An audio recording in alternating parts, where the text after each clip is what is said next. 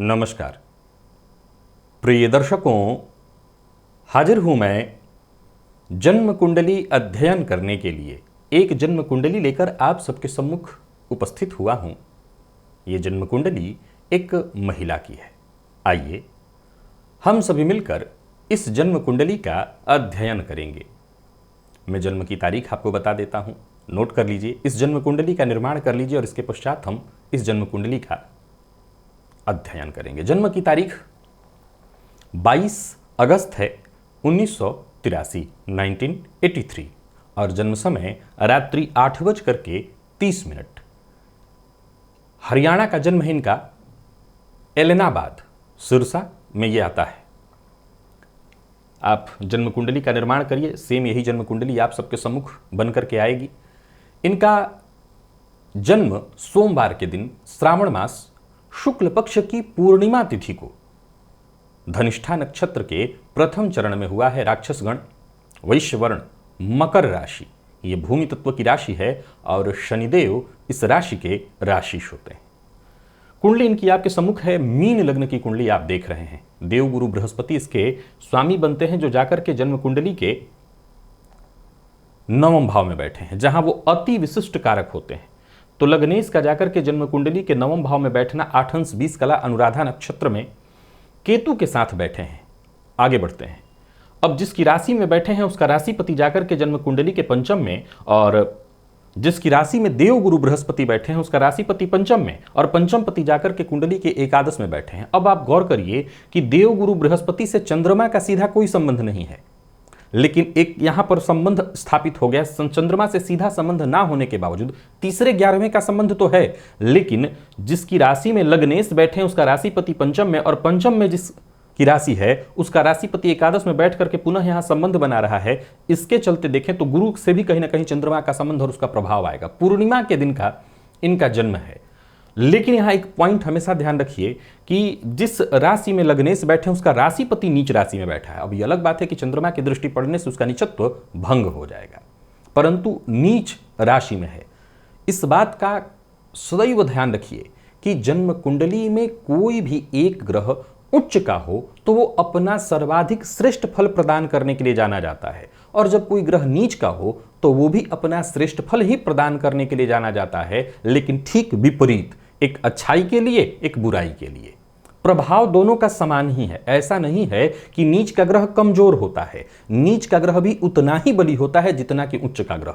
वो शुभ फल देने के लिए, ये पाप प्रभाव देने के लिए। तो यहां पंचम में मंगल नीच के, ये अलग बात है कि नीचत्व उनका भंग हो जाएगा। अब लग्नेश का भाग्यस्थ होना, पूरी कुंडली की कहानी एक लाइन में कहेगा। लग्नेश जब देवगुरु बृहस्पति हैं और भाग्य भाव में हैं तो आप समझ लीजिए कि कई तरह के योग यहीं से निर्माण हो जाते हैं, क्योंकि देवगुरु बृहस्पति की दृष्टि लग्न पर पड़ रही है। अब एक नजर सरसरी निगाह से इस जन्म कुंडली को हम देखते हैं। 6 अंश पर लग्न है तो लग्न का मान थोड़ा कमजोर है। लग्नपति 8 अंश पर है, ठीक है। देखा जाए तो ये दोनों की अवस्था एक तरह से देखें तो वृद्धावस्था वाली अवस्था है दोनों की, लग्न और लग्नेश दोनों की।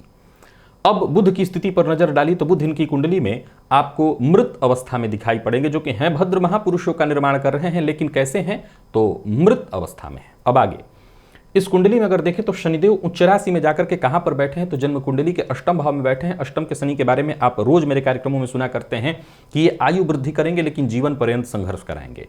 अब जरा गौर करिए कि कुंडली में जिसके देवगुरु बृहस्पति भाग्य में बैठे हैं, शनिदेव उच्च के हैं, सूर्य पर भी एक नजर डाल ही लीजिए। मघा नक्षत्र में 5 अंश 19 कला के साथ सूर्य स्वगृही जाकर के बैठे हैं। ये अलग बात है कि शुक्र भी साथ हैं, लेकिन स्वगृही सूर्य बैठे हुए हैं। और तो और राहु उच्च राशि में, यह अलग है कि चलित में राहु चतुर्थ का फल दे रहे हैं, लेकिन राहु भी उच्च राशि में। कुंडली आपको कैसी दिखाई पड़ रही है? सीधी सी बात है, पूर्णिमा के दिन का जन्म है तो चंद्रमा तो बली हुआ। अब यहाँ चंद्रमा की ही अगर हम बात करें तो इस चंद्रमा पर मंगल की दृष्टि, राहु की दृष्टि और किसी शुभ ग्रह की दृष्टि न होने के कारण ये चंद्रमा के मद्रुम योग में माने जाएंगे। चंद्रमा भी देखें तो 24 अंश 25 कला के साथ फल दे रहे हैं अगले घर का, यानी कि द्वादश भाव का। तो इस कुंडली में पंचमेश जाकर के लाभ में बैठ करके द्वादश का फल दे रहे हैं। लेकिन फिर भी एक सरसरी निगाह डाली जाए तो क्या ये कुंडली बहुत मजबूत और बहुत अच्छी नहीं दिखाई पड़ रही है भी। लेकिन जरा इनके प्रश्नों की ओर आइए और तब फिर हम इस जन्म कुंडली की ओर आएंगे तो आपको सारी बात समझ में आएगी। इन्होंने सबसे पहला पॉइंट लिखा कि मेरा वजन बहुत तेजी से बढ़ रहा है।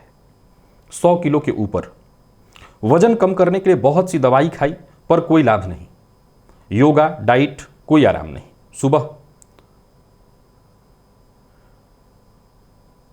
खेत में काम करने से भी वजन बढ़ता ही है, कोई उपाय नजर नहीं आता, कोई उपाय बताइए जिससे वजन कम हो, क्या सर्जरी कराने से कोई लाभ हो सकता है? हम सीधे, इन्होंने जो प्रश्न किया है ये तो पॉइंट इनका है, मैं इस पर आऊंगा, परंतु आपको इस जन्म कुंडली को देखना चाहिए, वजन क्यों बढ़ा?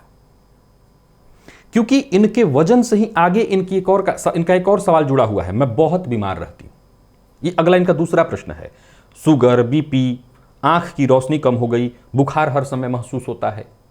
अब जरा गौर करिए कि लग्नेश नवम में बैठे हैं तो जन्म कुंडली के कई सारे दोषों का तो समन यही कर देते हैं अकेले। मैं हमेशा कहा करता हूं जन्म कुंडली में अगर कोई एक भी ग्रह, और विशेष करके देवगुरु बृहस्पति जैसा ग्रह बली हो तो कहना नहीं है। ऐसा क्यों? समझना होगा। ज्योतिष शास्त्र का कहना है कि जल तत्वीय लग्न और लग्नेश भी यदि जल तत्वीय राशि में जाकर के बैठ जाए तो ऐसे जातक का वजन कोई रोक नहीं पाएगा बढ़ने से, वो बढ़ना ही है। आपकी भी कुंडली में है तो आप आजमा करके देख लीजिए, वजन बढ़ना ही बढ़ना है। जब लग्नेश जल तत्वीय राशि में बैठे होंगे तो वजन बढ़ेगा ही बढ़ेगा। अब सवाल ये उठता है कि इतने सारे रोग क्यों, जबकि रोगेश सूर्य रोग भाव में ही बैठे हुए हैं, फिर सूर्य अपने घर की रक्षा तो करेंगे ही, फिर रोग एक के बाद एक बढ़ता क्यों जा रहा है? तो अगर आप देखें तो सारी कहानी इनकी कुंडली में, एक तो मोटापा कई सारे रोगों का कारण हो जाती है, एक। नंबर 2, आप इस सारी समस्याओं के पीछे इनकी जरा दिनचर्या और जीवन शैली पर गौर करिए। इनका जो द्वितीय भाव है, मैं हमेशा क्या कहा करता हूं कि आपके जीवन में अगर रोग आ रहा है तो इसका एक पहला रास्ता आपके मुंह से खुल के जाएगा, बिना मुंह के। अब जाहिर सी बात है जो बच्चा जन्म से ही रोगी है उसके लिए तो मैं क्या कहूंगा, लेकिन आमतौर पर रोग के पीछे हमारा मुंह काम करता है, खान पान, हमारा आहार व्यवहार, यही सब पर सब कुछ निर्भर करता है। तो द्वितीय भावपति जाकर के बैठे जन्म कुंडली के पंचम, ये पेट है, ये मुंह है, ये पेट है, वो नीच राशि में चले गए। नीचत्व भंग अपनी जगह पर है, उसकी चर्चा यहां नहीं है, वो नीच राशि में बैठा हुआ है और इस पर देवगुरु बृहस्पति की दृष्टि पड़ रही है। देवगुरु बृहस्पति का मूल स्वभाव है व्यक्ति को तोंदुल बना देना, यानी पेट वाला बना देना, बड़ा फैला शरीर वाला बना देना। अब वो अपने ही घर को देख करके व्यक्तित्व को भी फैला रहे हैं, साथ ही साथ द्वितीय भाव के स्वामी को देख करके भी। तो सवाल खड़ा होता है कि देवगुरु बृहस्पति तो सात्विक अन्न ग्रहण कराना चाहिए, सात्विक अन्न क्यों नहीं ग्रहण करा रहे हैं? उसमें कहीं ना कहीं इनके लग्न की फिर समस्या है, और वो क्या है? जल तत्वीय लग्न की एक सबसे बड़ी शिकायत होती है अनियमित दिनचर्या। अनियमित दिनचर्या जल तत्वीय लग्न की सबसे बड़ी शिकायत है। वायु तत्वीय और अग्नि तत्वीय में यह चीज बहुत कम देखने को मिलता है, लेकिन जल तत्व में अनियमितता बहुत ज्यादा देखने को मिलती है। एक कवि के शब्द में कहूं तो अल्हड़पन, यह केवल जल तत्व के लिए, नदी के लिए शब्द इस्तेमाल किया जाता है। यह शब्द नदी के लिए इस्तेमाल किया जाता है। जो प्रवाह है, मनमौजी वाली स्थिति, इनकी दिनचर्या ने ही कहीं ना कहीं इनको खान पान पर अनियंत्रण इत्यादि और फिर रोग का शिकार। सूर्य षष्ठ में बैठे हैं तो बीपी, सीधी सी बात है, और साथ ही साथ मंगल नीच राशि में है जो रक्त का कारक है, तो हाई ब्लड प्रेशर की शिकायत वहां से आ ही गया। चंद्रमा पीड़ित आप सामने देख रहे हैं, पूर्णिमा का चंद्रमा है कि मधुम से ग्रसित है। शुक्र बैठे हैं पर कुंडली के षष्ठ भाव में, और वो सूर्य के साथ ही स्थिति में, तो ब्लड से संबंधित रोग होना स्वाभाविक दिखाई पड़ रहा है। अब शुगर हुआ है तो आंखों से संबंधित परेशानी तो स्वाभाविक। तो ये सारे रोग एक साथ जुड़े हुए हैं, हमें इसको अलग अलग करके नहीं देखना चाहिए। अब ये सवाल जो मुझसे पूछ रही हैं कि क्या मुझे इसके लिए, वजन कम करने के लिए ऑपरेशन कराना चाहिए? इनकी कुंडली में मंगल और शनि का सीधा सीधा दृष्टि संबंध दिखाई पड़ रहा है। एक सामान्य शब्दों में तो यह ऑपरेशन पेट का तो दिखा ही रहा है। पेट की चर्बी को हटाने के लिए यह साफ साफ कह रहा है कि ऑपरेशन होना चाहिए। क्या यह ऑपरेशन कराना चाहिए? वर्तमान समय में इनको गुरु में राहु का अंतर चल रहा है, ये भी थोड़ी परेशान है। तो जाहिर सी बात है कि गुरु में राहु के अंतर के बारे में रोज रोज आप मेरे मुंह से सुनते हैं। ऊपर से मकर राशि की है तो 7.5 की मध्य ढैया चल रही है। तीसरे पॉइंट पर अगर आप देखेंगे तो शनिदेव जन्म कुंडली के अष्टम में बैठ करके उच्च राशि में आयु वृद्धि करेंगे, लेकिन कर्म भाव पर दृष्टि डाल करके और कार्य क्षेत्र में लगातार वो संघर्ष देंगे। शनिदेव वो कर रहे हैं। अब इनका जो प्रश्न है कि क्या इनको ऑपरेशन कराना चाहिए, यहां एक चीज और गौर करने योग्य है कि शनि की दृष्टि जो है द्वितीय और द्वितीय दोनों पर पड़ रही है। शनि प्रतिबद्धता है, या गौर करिएगा, शनि ज्योतिष शास्त्र में जिसकी कुंडली में बहुत बली हो, ऐसे लोग प्रतिबद्ध होते हैं अपने कार्य के प्रति, लेकिन शनि की विच्छेदात्मक दृष्टि द्वितीय और द्वितीय पर पड़ करके इनको खान पान के मामले में अनियमित बनाया होगा। काम के मामले में नहीं, खान पान के मामले में शनि ने द्वितीय और द्वितीय दोनों को देख करके विच्छेदात्मक स्थिति उत्पन्न की है। तो अपने कमिटमेंट के प्रति नहीं, जहां कमिटमेंट दिया होगा, जो इन्होंने काम ठाना होगा वो किया होगा, लेकिन जहां शनि की दृष्टि द्वितीय और द्वितीय पर पड़ी है उसने इसमें कमी लाई होगी और इसके चलते इस तरह के रोग का शिकार हुई हैं। देखिए, अगर आपके पास यही एकमात्र विकल्प बच गया है, क्योंकि आपके शरीर में जितना भी रोग है उस रोग के पीछे केवल और केवल एक ही पॉइंट है, मोटापा।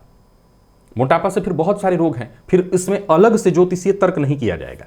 अब सवाल खड़ा होता है कि मैं ये कहता हूं कि आप सर्जरी करा लीजिए। अभी गुरु में राहु का अंतर चल रहा है और इसके बाद शनिदेव की दशा आपको शुरू हो जाएगी। अभी तक 16 साल से 2008 से आप गुरु की दशा देख रही हैं, जो 2024 में समाप्त होने जा रही है, और गुरु में भी राहु का अंतर चल रहा है। गुरु राहु के संबंध को देखें तो ये बहुत अच्छी स्थिति है कि आपकी कुंडली में सामने बैठे हैं, उतनी बुरी स्थिति में ये नहीं है, परंतु गुरु राहु जो है फल दे रहे हैं इस कुंडली के चतुर्थ भाव का, तो गुरु राहु का आमने सामने का संबंध है, लेकिन फिर भी ये कष्टदायी समय और ऊपर से 7.5 चल ही रही है। मैं इस समय तो ऑपरेशन के पक्ष में नहीं हूं। मैं नहीं कहूंगा कि एक आप ऑपरेशन की तरफ जाइए और जाकर के मुसीबत मोल लीजिए, तो आपको फिर इससे मुक्ति कैसे मिले? सिर्फ नियमित दिनचर्या, खान पान, उसी पर नियंत्रण रख करके। एक रांगे की अंगूठी के लिए नियम आता है कि रांगे की अंगूठी मध्यमा उंगली में धारण किया जाए। एक और बात, इस कुंडली में वजन को रोका नहीं जा सकता, क्योंकि ये जल तत्वीय राशि में आपका व्यक्तित्व बैठा हुआ है, तो पूरी तरह से तो उसको नहीं रोक सकते। गुरु का प्रभाव आपकी कुंडली पर बहुत ज्यादा है, तो उसको चाह करके भी हम पूरी तरह से कंट्रोल में कर दें या बिल्कुल खत्म कर दें, ऐसा नहीं होगा। एक और चीज आपको गौर से दिखाना चाहता हूं, अगर इनकी चंद्र कुंडली का आप निर्माण करेंगे तो 1 2 3 4 5 6 7 8 9 10 शनि आपको केंद्र में दिखाई पड़ेंगे। तो केंद्रगत शनि भी यहां पर कहीं ना कहीं जब व्यक्तित्व पर असर डालते हैं तो व्यक्ति को पेट का रोगी बनाते हैं। जैसे लग्नगत शनि जातक को पेट का रोगी अवश्य बना देते हैं।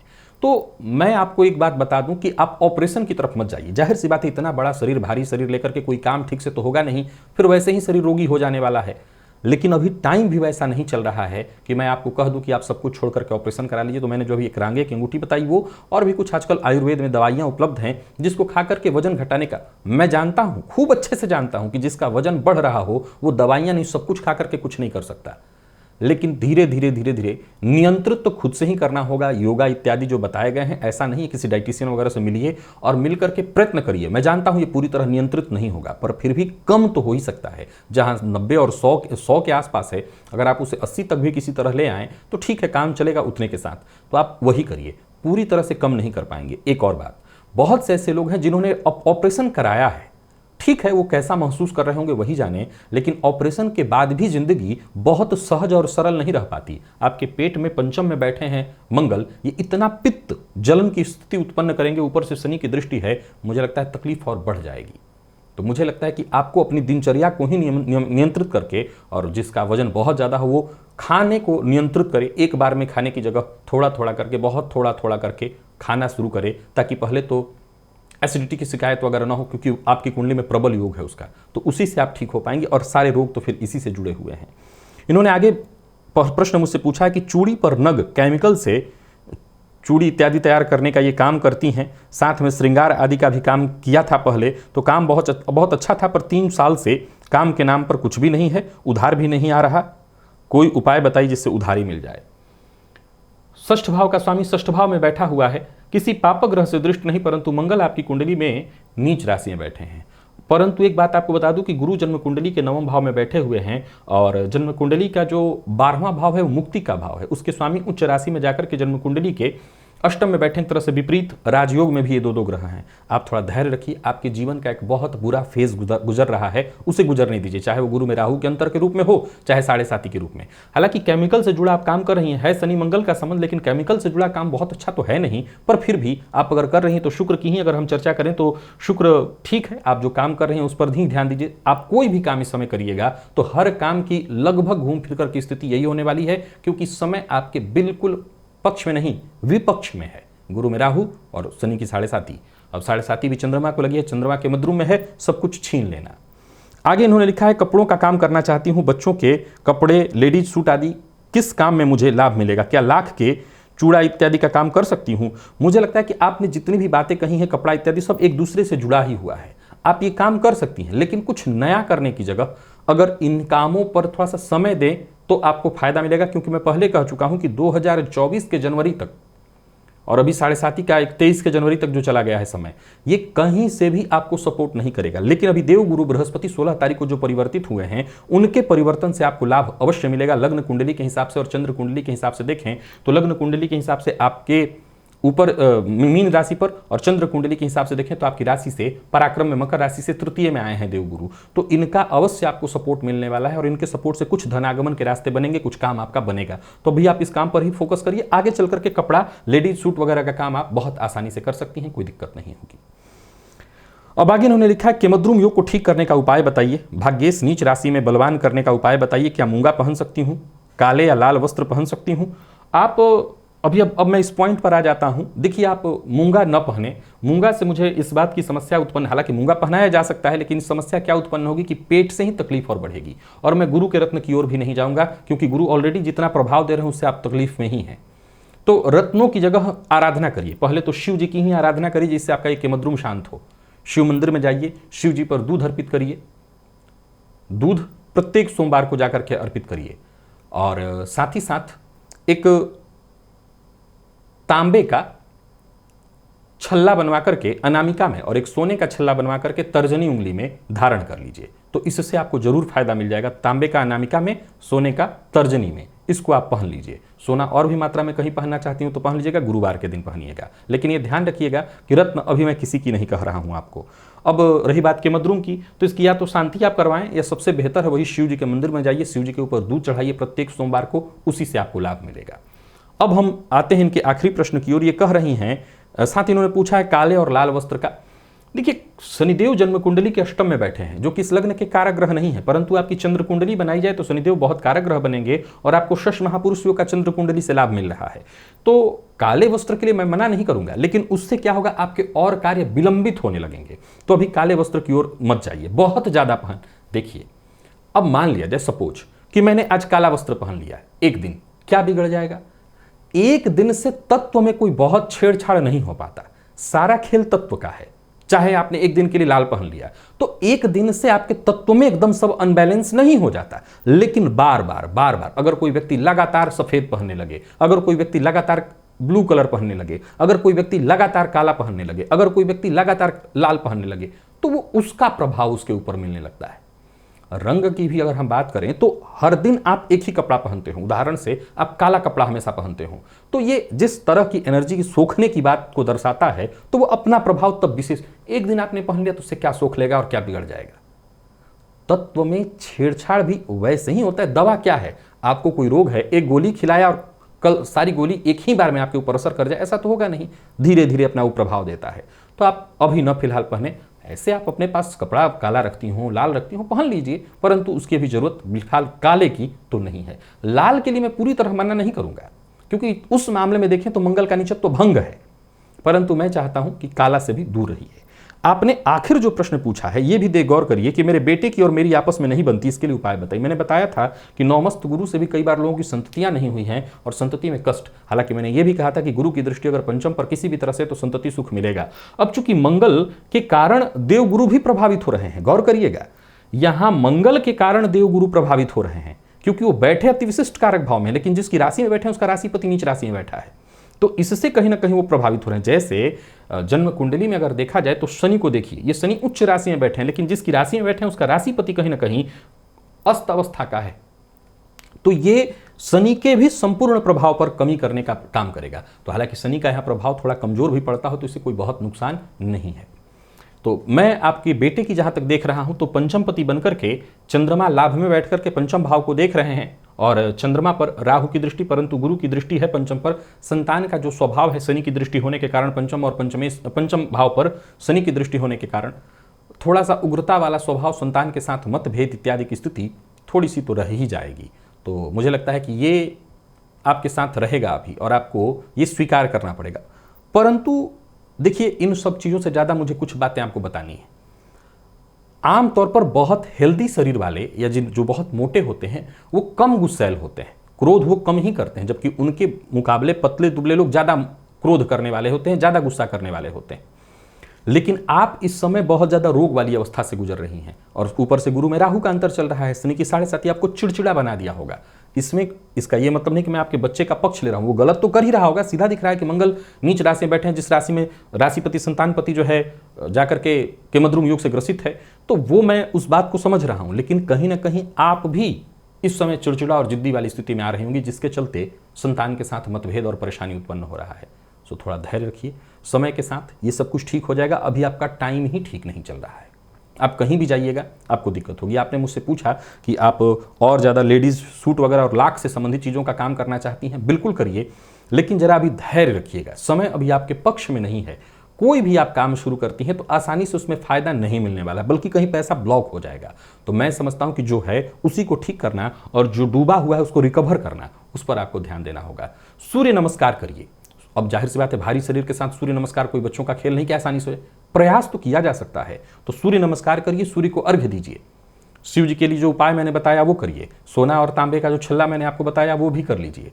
ये 3-4 चीज़ तो आपको अवश्य ही कर लेना चाहिए, इससे आपको फायदा मिलेगा। हनुमान चालीसा का आप नित्य पाठ करना शुरू कर दीजिए, और साथ ही साथ रांगे का छल्ला जो मैंने बताया वो आप, चूंकि तांबा और सोना दाहिने हाथ में पहनिएगा, तो रांगे का छल्ला बाएं हाथ के मध्यमा उंगली में डाल लीजिएगा, तो आपको इससे फायदा। तो मैंने 3 छल्ला आपको पहनने के लिए कहा है, ये तीनों चीज़ें कर लीजिए, और ये बाकी के जो उपाय मैंने आपको बताए हैं वो करिए।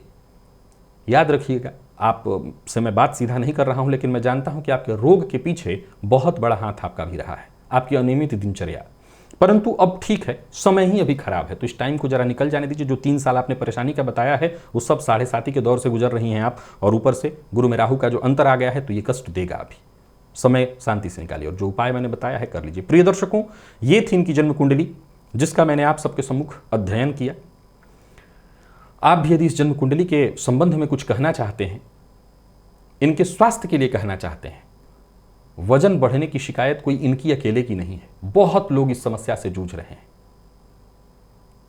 अगर आपके पास ऐसा कोई इलाज है तो जरूर कमेंट में इनको कह करके लिख दीजिए, कहीं ये उसको देखेंगी और हो सकता है उससे अपना फायदा उठाएं, इनका स्वास्थ्य को औरों को भी लाभ मिल जाए, तो आप जरूर मदद करिए। आज के लिए बस इतना ही, इजाजत दीजिए, पुनः मुलाकात होगी। तब तक के लिए नमस्कार।